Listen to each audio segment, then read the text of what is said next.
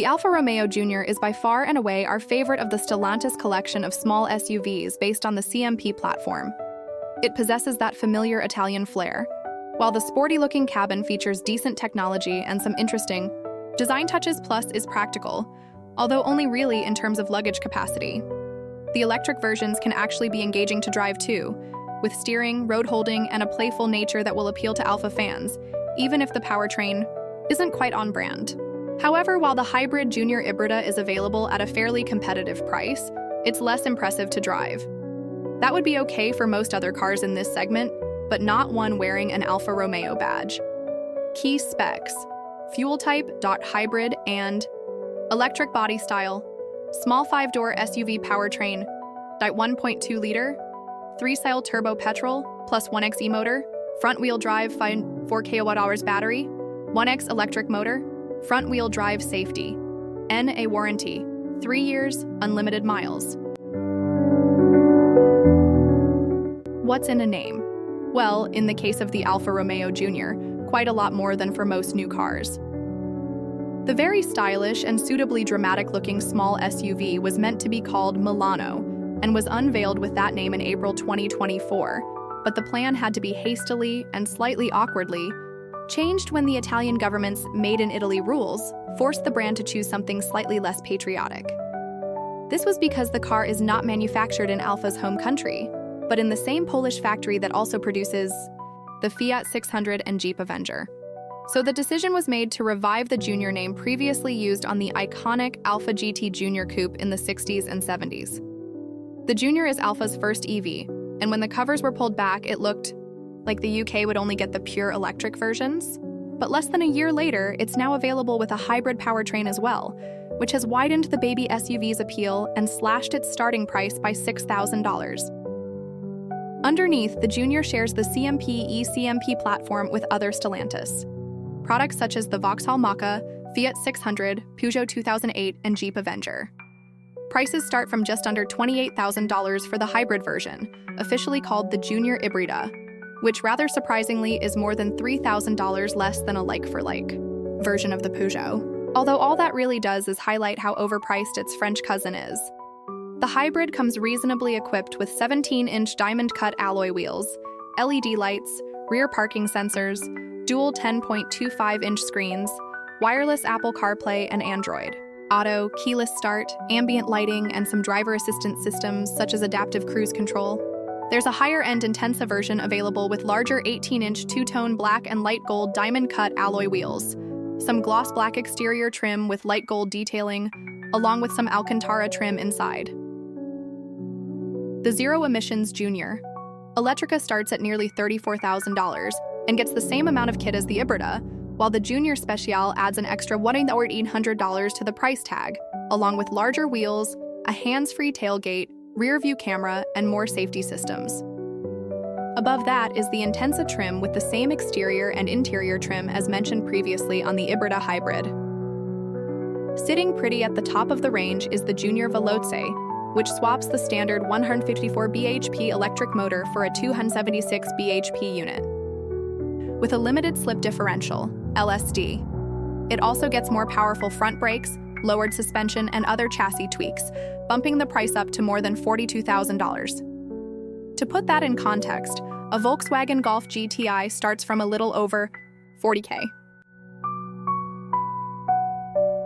The Junior is one of the most engaging handling small SUVs, although that does compromise some of its on-road manners.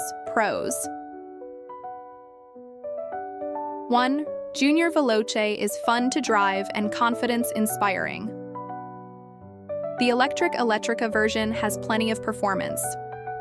The cabin is surprisingly quiet on the motorway. Cons: 0.1 weak brakes in hybrid version, with almost no feel to the pedal. The hybrid powertrain requires a very gentle approach. Firm, at times bouncy, ride in Junior Veloce.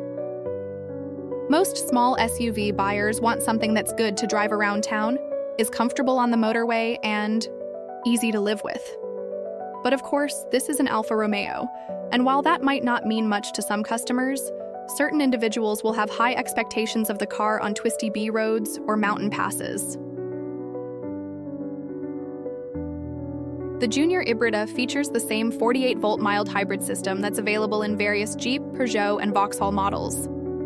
The 1.2-liter 3-cylinder PureTech petrol engine works with a 28 bhp electric motor that's built into the car's 6-speed dual-clutch automatic transmission. The e-motor provides a small power boost and allows for pure electric driving at low speeds, such as when you're pottering around town. Total output for the Ibrida is rated at 134 bhp and 230 Nm of torque. That's enough for 0-62 mph in 8.9 seconds, although it feels a lot slower in the real world. Put your foot down and there's a delay in the throttle response while the hybrid system gets itself together. Once that happens, you get a good initial shove courtesy of the e-motor, and at low revs, the engine delivers a deep, quite pleasant note. But that soon gives way to a dull drone as the revs rise. You're stuck listening to it for quite a while, too, as the Junior Ibrida slowly accelerates, and that's when the road is flat. When trying to climb up into the hills outside Turin, we found the car feels underpowered. On more than one occasion, we had our foot to the floor, yet the Alfa didn't gain any speed. There's no such issue in the Junior Elettrica or Speciale, which use a front-mounted motor producing 154 bhp and 265 Nm of torque.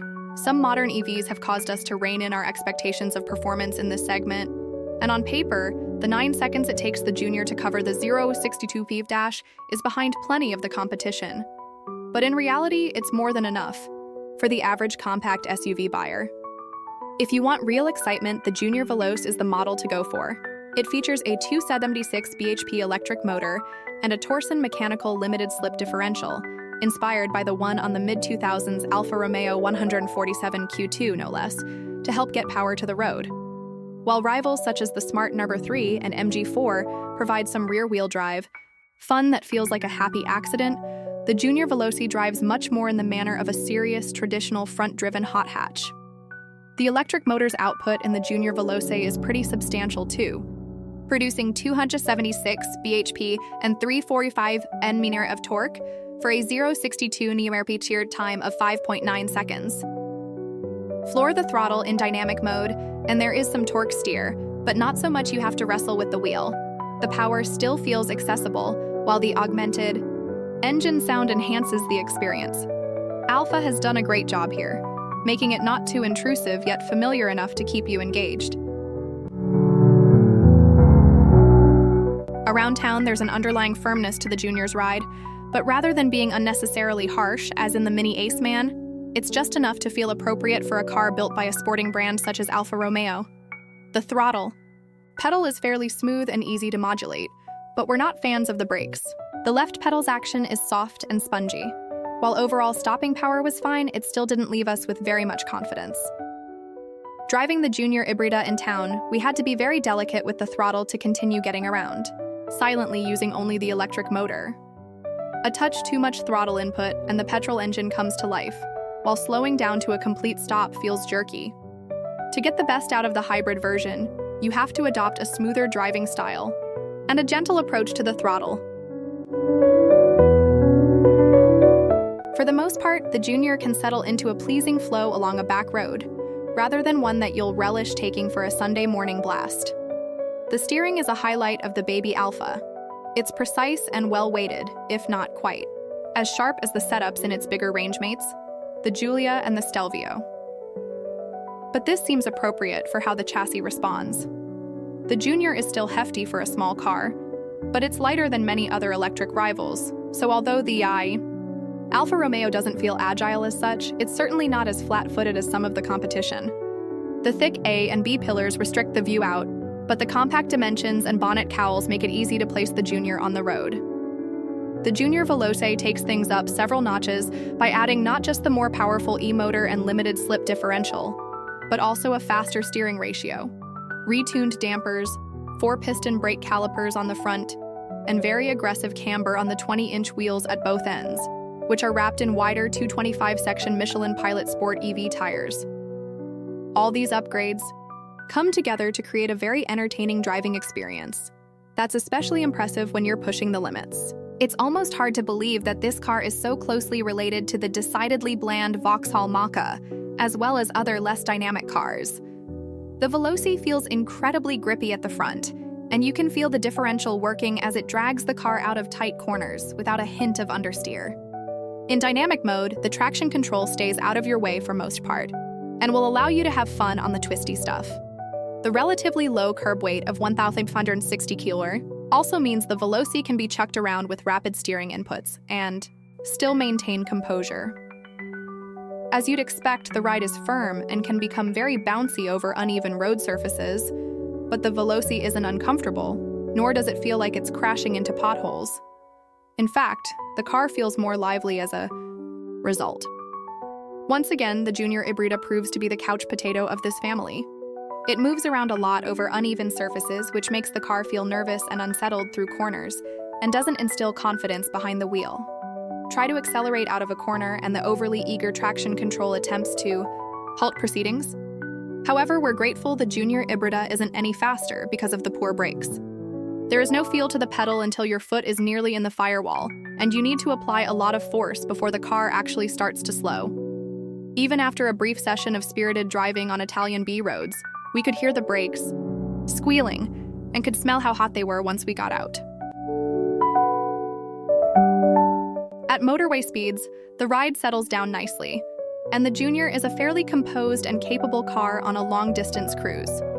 We were very impressed by how quiet the cabin is at high speeds, with very little road or wind noise coming through. In the Junior Ibrida specifically, the ride is also pretty smooth and did a good job of absorbing the bumps peppering the Italian autostrada we tested it on.